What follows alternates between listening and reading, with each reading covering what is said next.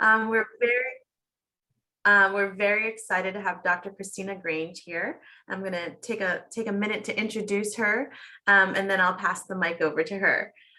So Dr. Christina Grange is a local psychologist and owner of the Fern Center for Life Incorporated.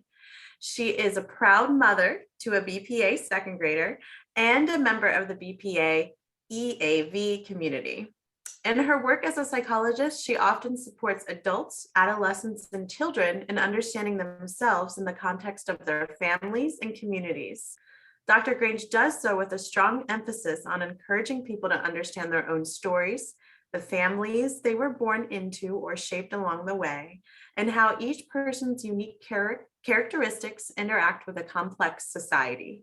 Much of her therapeutic work focuses on helping clients develop strategies to recognize, understand, manage, and communicate about complicated emotions and experiences in developmentally and culturally appropriate ways. In this work, she reminds clients of the difference between being healthy and being normal, encouraging each person to embrace and honor their unique identity while shaping their path in life. Please join me in welcoming Dr. Grange as she presents tips, not scripts, for family wellness. Thank you, Dr. Grange. We really appreciate you taking the time tonight to be with us. No problem. No problem. I'm glad to be able to be here and share and contribute to the space that you guys maintain so well for us as parents. So I'm happy to tag in to this system and this space that you guys keep going. So yeah, I specifically call this tips, not scripts, because we are so different. So I'm going to talk about a bunch of stuff in terms of strategies that could be helpful for families. This is not prescriptive, right? So that is so important. This is not prescriptive. I hope that if anybody takes anything away, it's something that they can customize for their own family to expand our toolbox. And so I'll talk a little bit about that. Before I get into the actual tips, I think it's important to acknowledge kind of my humanity as a parent.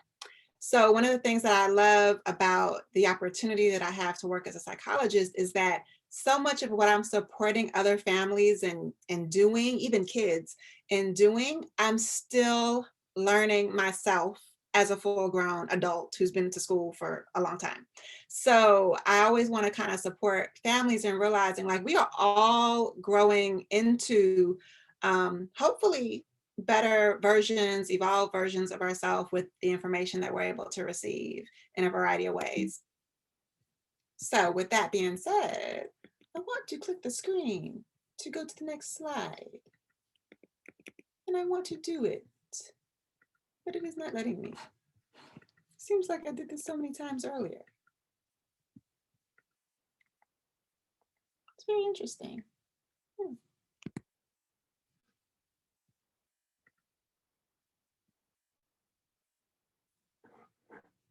Let me check something out real quick.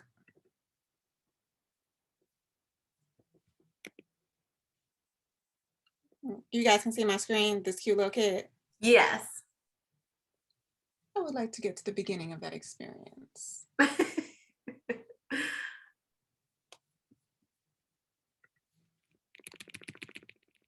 Old school way. Because technology and I seem to be having an interesting relationship tonight. Okay, now you guys see my screen? Yes. Okay, what we want to see, right? The full thing. Yes. Mm-hmm. All right, now let's see if we can actually proceed through them. Now you see an arrow. Yes, all right, thank you. So I love to emphasize, first of all, I love to emphasize mental health. Mental health ranges from illness or from wellness. We want to start on the good foot to illness, right? And then there's everything in between. So we are, as we all know, dealing with a lot, and we are learning to pivot and pivot and pivot some more, right? And so when our stress level goes up, sometimes that's going to indicate that our mental health is strained. So I think it's okay to kind of realize that and support families and kids in knowing that. And the more families can talk about that, the better. So being able to help young people and parents realize that we can go from extreme distress to normative well-being, right? To thriving. But when things are constantly changing, it gets tricky and harder to do that. So the more tools that we have in our toolbox, the more likely we're able to kind of stabilize. I feel like teachers always have to do this, right? Regroup, reset, and get back to an average state of well-being, and stabilize a little bit. So when we think about mental health and our mental wellness, we're thinking about our emotional development, our psychological development, as well as our social development. But it's hard to really connect to all that when we're stressed. This is the only brain image I'm going to share. My daughter asked me to not share it. She thought it wasn't a good idea, but I thought it was important because when I was outside of my current role as a psychologist, and Lord knows when I was a child, nobody was really talking to me about the fact that there's a part of my brain that when it's stressed out, my emotion center, it is not letting the fancier part of my brain, the prefrontal cortex, really work well. So I just, as a baseline, try to support parents in recognizing that when we are stressed, which in my case would be if I raise my voice, I'd like to think I don't yell, though I'm sure I have, and I do, right? That's because there's a part of my brain that's overstimulated and limiting my ability to make better choices. And I try to let my clients, and my daughter doesn't let me talk to her about these things, but in my case, my family, as much as I can, know too that we might be kind of stressed out and we might need to take a breath to regroup because this midbrain is having a hard time. So that's my only brain slide. Okay. So when we're looking at these tips, I welcome you guys to put questions in the chat. I think Erin is going to read some of them towards the end. But think about, have you done any of these things with your family? If you've done any of these strategies with your family, great. And then evaluate to what degree has it worked. If it hasn't worked, that's okay. Hopefully you can't hear the background noise. If it hasn't worked, that's okay. You have changed, your child has changed. So think about the last time you tried a particular strategy, whether or not you might want to try it again. Because a lot of times families say, I tried this, I tried that, I tried the other. And sometimes a different developmental stage for our child might mean that they respond to us differently. Okay, so think about how old was my child when I tried it, and are they at a different developmental stage now? So if you tried to use, I don't have this as an example, but if you tried to use a chart at some point with your child, let's say they were 6, it didn't work out. Maybe it'll work out differently when they're 8. If you try to play games with them, like Connect 4 and things like that, when they were 6, maybe it didn't work out. They had a different level of reasoning that they could do, and now they're much more able to engage and feel competent, okay? Also think about, are you different? Because we know our kids are going to change. And we, maybe at a slower rate, but we're going to change too. I don't think I'm the exact same way that I am as a parent to a 2nd grader as I was to a kindergarten student. I've learned and I've grown along the way, hopefully. So give space for us to change and develop. That's kind of important, okay?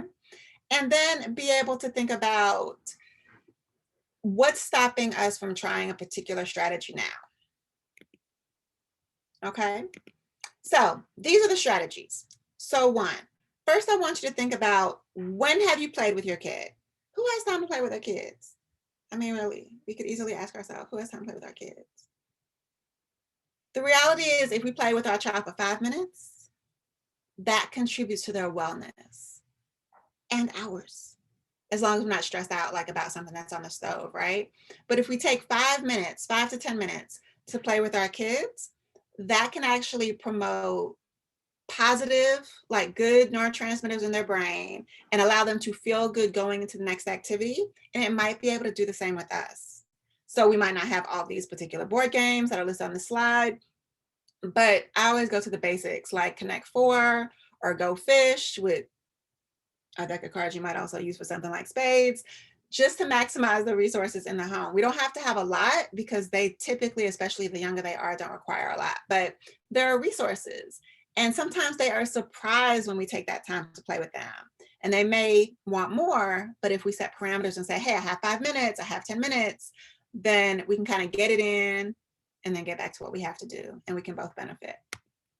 So, of course, what I wanted to say from the other slide is that throughout this presentation, there's going to be either songs or movie titles kind of built in from, my time period, probably the 90s. So you guys might notice some of them. So this was a classic kind of song from that time period. So let's chill, right? Easier said than done. Most families feel like there's not a lot of space to chill.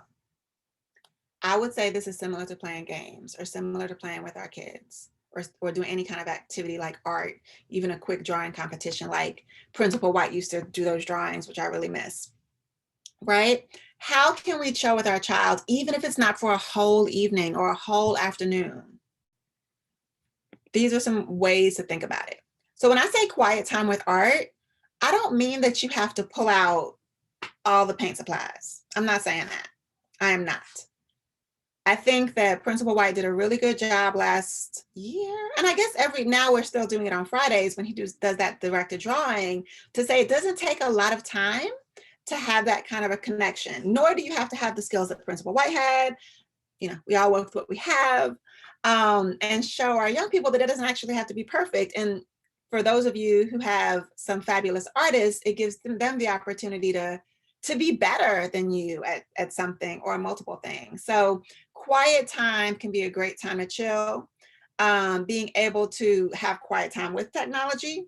I'm not here to say technology should not be a part of quiet time. It all depends on your family, what your priorities are, what your resources are, what your values are.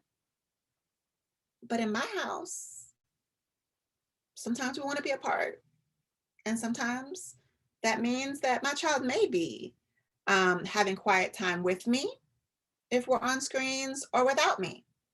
So every family has to see what works for them. Some people it's going to be art. Some people it's going to be with technology or without technology.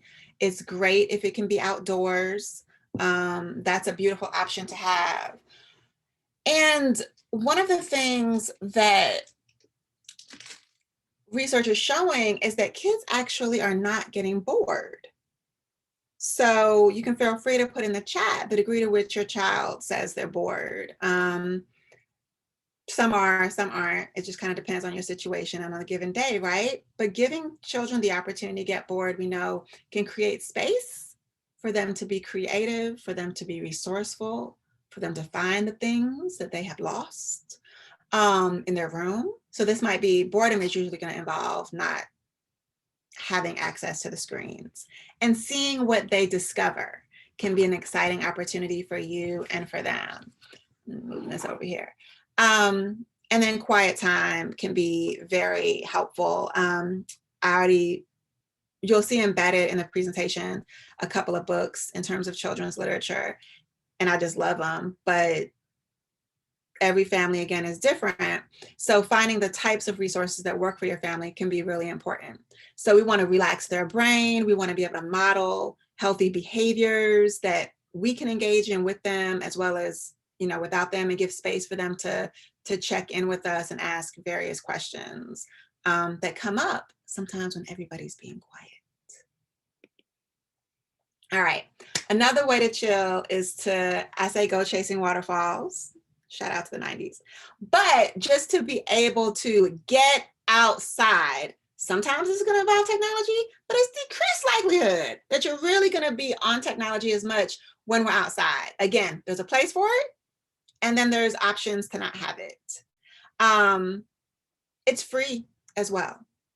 I think that being able to, for people whose health system, who don't have allergies, who have the physical ability to actually get outside to varying degrees, this can be a beautiful reset. For children to be able to be outside with their parents, doing the most basic thing, be it walking, be it tossing a ball, without competition, is easy. It's remarkable to me when I get the opportunity to see children outside in clinical work, and their whole vibe changes. So for parents, for adults, parents, and your young people, I really encourage the opportunity, again, to the degree that people's health allows them to do so, to go outside in local areas, like we have beautiful neighborhoods and communities where we live, but also to go a little bit further out. In the past 5 years, I think I found way more state parks and local parks outside of East Atlanta that I really knew about, including the Chattahoochee River area, that I just didn't grow up doing that stuff. So it's been pretty remarkable to see my own spirit, my own child really open up, and I enjoy doing that with kids too. Now, there are some families out there that have a beautiful system of music in their household. That's awesome. But that's not for every family. But I would venture to say that a lot of children enjoy music. And it's a great way, I know, I've seen this in some of the classrooms at BPA. It's a great way to shift your brain and engage in not necessarily anything coordinated, but just to be free with your body. So I think when I made this presentation, Vivo had just come out. So I love the Vivo soundtrack, but I'm pretty sure your kids can come up with some good soundtracks if they have the ability to, either by giving you a list of songs and you actually make a playlist, or by creating it themselves if they're old enough to do so. It's a great opportunity too for them to be in charge. Like, okay, you make the playlist. And then we as parents have to submit to the playlist, and we have to dance to the playlist, and we have to be vulnerable and be silly with our kids because they see us doing a lot. And I take opportunities to do that, for example, in the kitchen when I'm cooking. We can move. I'm not making like a masterpiece when I'm cooking and dancing, but just to be in the game and be silly with them doesn't have to take as much time as we think. It also can't last all night in my case. So at some point we have to wrap it up because I have to finish what I'm doing. So, but again, they get a taste of it and they satisfy their spirits, and in some ways we satisfy our own. I like this strategy where all of a sudden we whisper. We just whisper like, okay, can you pass me a plate? Or did you take your bath? And they're gonna be like, what are you doing? Why are you whispering? Like, I just feel like being quiet. I'm just gonna take a moment and be quiet. Of course, this is kind of silly, right? But it's an easy way. It's totally free. It's totally within our own body to be able to do this. They may catch on, they may walk away from you. Who knows what they're gonna do? But a good way to kind of lower the energy in the household is to just start whispering. They can talk however they want to, but I'm whispering. So if you want to hear me, you might have to lower your volume, or, get into my zone the way you might get into theirs sometimes. So it's kind of a fun thing. It also can calm, not going to get too much into the science of it, but calm our nervous system. If we're lowering our voice, it's a soothing type of experience. So if we have 10 minutes of only whispering, just another way to see what happens.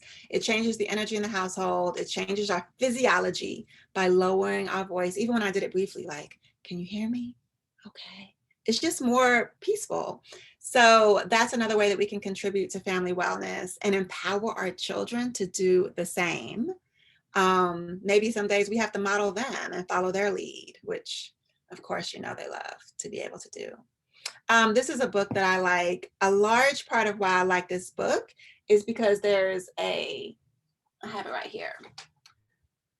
There's a part in it where dad can't show up for something, right? And daughter acknowledges that she's sad.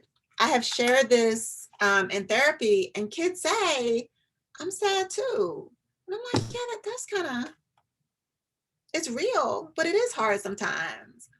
And so feeling all the big feelings, I'm here for it. I think we can all try that. But I like to say sometimes in our culture, meaning the larger United States culture, it's not really encouraged. We spend a lot of time, and as parents, we need to own this, at least in the household I grew up in. There's maybe well, in the household I grew up in, there wasn't a lot of focus on emotional expression, period. But as adults, we may encourage children to express their emotions. Tell us how you feel. There's talk about social emotional learning at school. But sometimes parents don't always express in the same way because we're adults and we need to keep it tight and we need to keep it together. Or we're teachers and we need to keep it together. I really appreciate that my daughter's experienced a couple of teachers at VPA who say, you know what, I'm getting frustrated. And I have to tell her, yeah, I mean, that's real. That's a real situation. Your teacher is frustrated and you feel frustrated sometimes. They have the right to have their full emotions the same way you do. So this particular point is emphasizing that we can feel all the feelings alone, meaning we might need to have our separate spaces, as well as together. Sometimes we might need to go back to having some, body to body, skin to skin contact to feel each other's warmth and get comfort from each other when we're going through a difficult situation. I like to also emphasize that feelings are not always negative. So sometimes when we talk about feelings, we emphasize the negative feelings. And so I'm a psychologist, that comes up a lot. But as we focus on wellness and as we empower ourselves and our kids, we can feel all the feelings, the excitement, the joy. We can jump up and down if we have the energy for it. So when we talk about feelings, it's really helpful to not just focus on the negative emotions, but the positive ones as well. I think sometimes adults, we don't always do well with talking about the complex stuff, but we can definitely do it. I like to emphasize that as parents, we don't have to hold it together all the time. We can let our kids understand when we are strained, as well as when we're experiencing excitement and joy. We can label it. But the reality is we don't always model things optimally, and we can own that too. But if we are going to own it, it's great to be able to come back around and really express how we actually were feeling in a particular situation. So you probably can't see this slide optimally, but these are a lot of different emotion words that you might have seen in other contexts. It is really valuable as adults, as well as for our children, so for our family culture in general, to expand our emotional vocabulary. The movie Inside Out got us on the right track. They gave us those 5 solid emotions that the field has talked about for a while, but there are many more, and we can get a little bit more detailed so that we can use words like curious, or I feel creative, or I feel astonished, right? It can even be like a game to see what words our beautiful children with their beautiful minds can come up with and what we can use too. So something that might trigger me a little bit is if I'm on the phone and someone's trying to talk to me and I'm clearly on the phone, which sometimes you can't always tell because if I have my earphones in, right?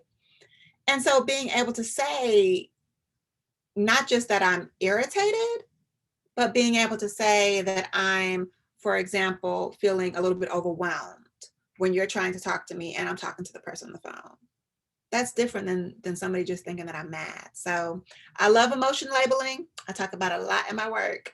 And I try to practice it as much as I can. But again, if we haven't been socialized to talk about this stuff, it takes a minute and many, many more minutes. So give yourself some grace.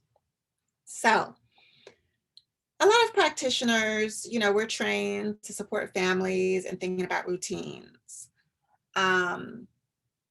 Morning routine, teachers, y'all are fabulous with the routines.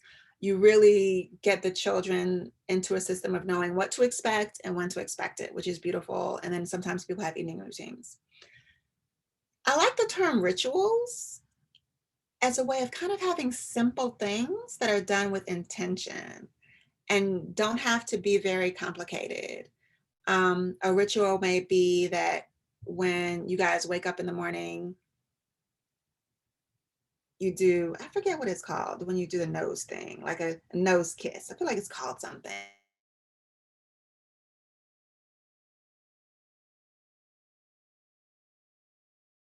When your child's brushing their teeth, you go by and pinch their ear, which depending on their age, that might be aggravating. It may be before they get out of the car, you have something like a little affirmation or a little fist pump, right? Those are rituals that connect us to our children. They don't have to be extensive, and they don't have to be the same thing as our routines, which are things that sometimes we think we have to get done. Our rituals are optional, but they are also very powerful to help our kids know the ways in which we're connected.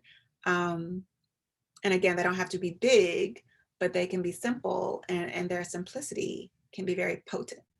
So one thing that I like to do is a hand hug like this with different people in my family, right? I don't have time to give you a full-blown hug. You got to get out the car. Principal White's telling us to hurry up, but quick hand hug. I love you. All right, you're out the vehicle, or you're crossing the street. Okay. Do y'all know this movie? Have y'all seen it? It's a little bit intense. So, but I'm corny. So I liked it. This idea that parents, we can get so intense. And so of course it's a movie, so it's totally fiction, but it does suggest what happens if we release and have a yes day. The premise being that kids have a day where parents have to say yes to them all day. No, I do not actually dare to have a yes day. But can I have a yes 10 minutes? Can I have a yes afternoon with some parameters? Like I'm not leaving the house, or we're not spending money, or I don't know, you guys have to come up with your own stuff. I like the idea of not leaving the house. But whatever can work for your family, being able to think about what does it mean to release control and let your children kind of drive for a little bit. That sounds crazy when I say it out loud, but I encourage you to come up with your own kind of opportunity to have something really unique for your kids to enjoy, and for you to just lay back and say, you know what, this is about to get crazy. And if it gets too crazy, they're gonna have to help clean up. But yeah, for an hour, you can lead and see what happens with that, especially if you want to reward them for something big, like they did their 100 points or their 1,000. What is that other one? My daughter's not at that age yet. With the big books, right? So being able to think about what something like this can be exciting. Again, you can set parameters, so it also doesn't have to cost a lot of money. I'm very serious about this. As parents, we oftentimes spend a lot of time saying, I got this. And we might be raising children who feel like, I got this, right? I basically have this point here about activating the village because it's an opportunity to acknowledge that you don't have this, nor do you always have to have it. And you might just need to lay down for a second. And it's probably better to lay down before I just go off on my child. So I am activating someone. That does not, we are in COVID still. So it does not have to be someone who comes to your house. That may be someone who FaceTimes with your child for 10 minutes so that you can take a moment in the bathroom. That may be the opportunity to have your child focus on like writing maybe a note to someone in the village, that kind of a thing, to distract them and so that you can have a minute for yourself. Or if you have a village that involves other people being around more regularly, since I know we have a lot of people have expanded their circles closer to pre-COVID, being able to say, you know what, I'm going to need for my child to be with someone. And if I have 3 children, at least one of them can go somewhere, since I might not be able to share all 3 at one time. So activating the village, because we don't have to always say, I got this. It's just not always feasible. So everyone's an artist. I say this kind of with a smile because in my family, my brother is the artist. So I very much feel like I am not an artist.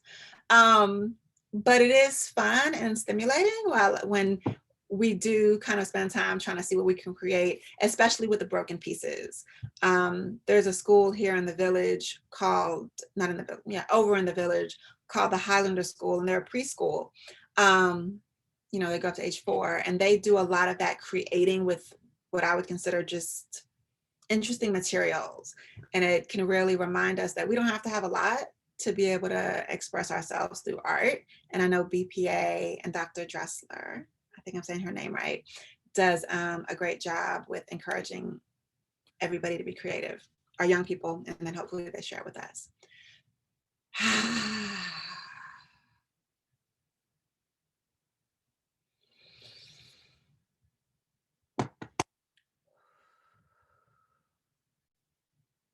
That's the belly breath. I think we really underestimate the belly breath. I know I have at different points in my life, sometimes still. But as we're growing, being able to think about what does it mean for us to calm down our system by taking a breath. That's my belly. And what does it mean when everybody's around us and sometimes there's maybe too much noise, we may feel overstimulated, instead of responding with words, to just take a breath. There is an opportunity to use something that is very basic, very available to us, very free, very universally accessible, right? To cool our bodies down. Even as I am delivering this information to you all, information that I'm very familiar with, I'm physiologically aroused. Like, I'm a little hot, right? It's just what happens when I'm delivering information. I'm literally warmer than I was before. So when I take a few breaths, it's the opportunity to not instantly, but gradually cool myself down, regroup, allow the audience to pause with me before I go back out there. Some of the best athletes know that taking a breath can work wonders. And being able to use our body that's already available to us is very helpful. I spend time standing in the kitchen a lot in the morning, when my child's getting ready for school, in the evening, when they're either finishing up some homework or eating dinner or getting ready for bath, all those things. And sometimes I have to take a breath. And that can be a clue to people in our environment, whether it's the child doing it or whether it's the adult doing it, that we're going through something and we need a minute.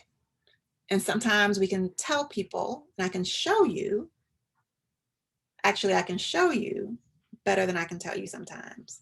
And sometimes I don't have to show you in an aggressive way. I can just show you by what I'm modeling with my actual body. So I love when we can use our body to do powerful things, including be silly and dance. I mentioned earlier, being able to just listen to music and not have to conform to social norms. It's our house. We can do what we want to do in our house. Okay? And just be silly with each other. Get it out, dance it out. What was that? That said, I like to move it, move it. I forget what animation that was, but I love that, right? We are here. This is our family. We are an intimate system.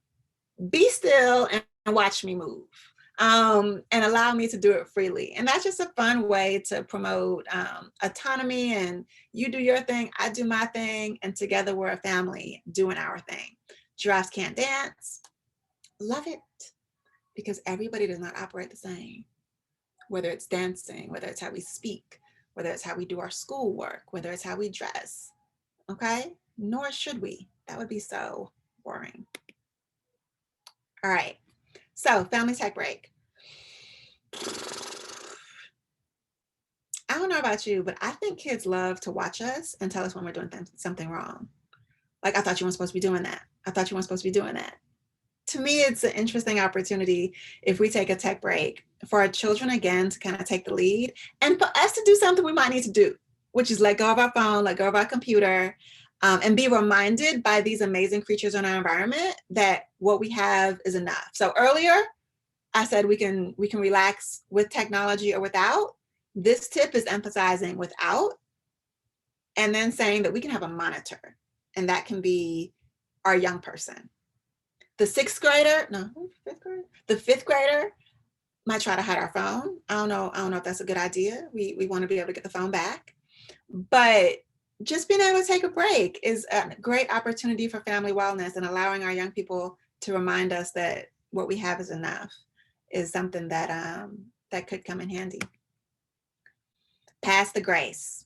Again, you may have tried any of these things in the past. I would encourage you to see what you can try again. It's fun to think about what the possibilities are and how we've evolved, because we are indeed always changing. We do not have to do it all right. We will not get it all right. And it's good for our kids to know that's that fact, because they clearly are not going to always get it right either. And we can celebrate when we do, meaning we play Connect Four, we win, we play Connect Four, we lose, right? We paint something and we get paint on the floor. I'm not saying we want to stain up all our stuff, but we clean it up together. Whatever you feel comfortable with. If you don't want paint in your house because you have a particular system, this is not the tip for you. But if you can use color pencils, maybe that's a resource that can work. These are tips, not scripts, because we are diverse families with diverse systems, and we deserve to honor and respect that diversity. But hopefully something that's been presented here can be helpful. These are resources. I'm not going to get into the neurotransmitters, but I just want to say that when we play together, when we have intimacy, when we take a break away from the things that are overtly or covertly stressing us out, we give space for our brain to kind of light up in beautiful ways. It's very important that we get lit up in beautiful ways as adults, and we create space for our children to also be able to get lit up. This is the brain. This is it lighting up, okay, in beautiful ways. So I like this podcast, Pandemic Parenting. It started during the pandemic. Just as much as you can have positive inputs, it's a great thing. A book that came out a few years ago is called Shame-Proof Parenting, just for a resource in case you want to expand and better understand your approach to parenting. Similarly, Raising Good Humans. So I read Shame-Proof Parenting, and then I listened to Raising Good Humans. We got to get it in the best way we can. It's a great way to think about being present and honoring, recognizing our own triggers, and having strategies for managing them as we encourage kids to manage theirs. There's a bunch of meditation resources out there. Somebody that I just am sharing as a resource is Faith Hunter. This is not for kids. This is an adult kind of brief meditation resource. State parks, we pay our taxes. We have paid for these parks. Only in the past 5 years have I started to value using them. 15-minute workout segments are available on YouTube through Kukua Fitness, which is African dance, but you do not have to do it their way. You can just do it your way and just use the music. There's all types of therapy resources. I'm including Therapy for Black Girls here.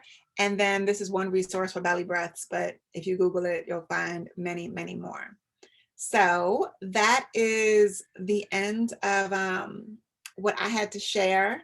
I'm happy to respond to any questions from like a clinical, psychological wellness, the whole spectrum from wellness to illness. Yeah, happy to respond to any questions. I see a lot of people have joined since I started. So hopefully this will be something that we can benefit from sharing and seeing. But maybe we can stop recording here and have Q&A.